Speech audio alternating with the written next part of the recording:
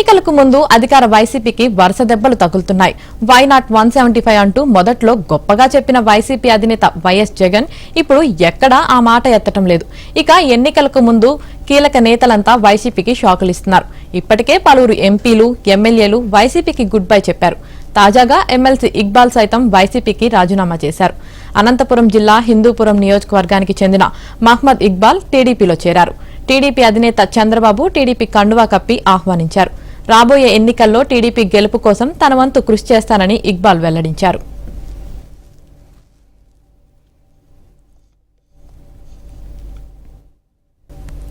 ఎన్నికలకు ముందు అధికార వైసీపీకి వరుస దెబ్బలు తగులుతున్నాయి.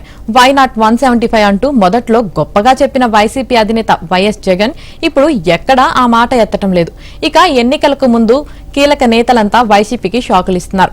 ఇప్పటికే పలువురు ఎంపీలు, ఎమ్మెల్యేలు వైసీపీకి గుడ్ బై చెప్పారు. తాజాగా ఎమ్మెల్సీ ఇక్బాల్ సైతం వైసీపీకి రాజీనామా చేశారు. అనంతపురం జిల్లా హిందూపురం నియోజకవర్గానికి చెందిన మహ్మద్ ఇక్బాల్ టీడీపీలో చేరారు.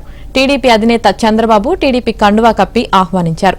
రాబోయే ఎన్నికల్లో టీడీపీ గెలుపు కోసం తన వంతు కృషి చేస్తానని ఇక్బాల్ వెల్లడించారు.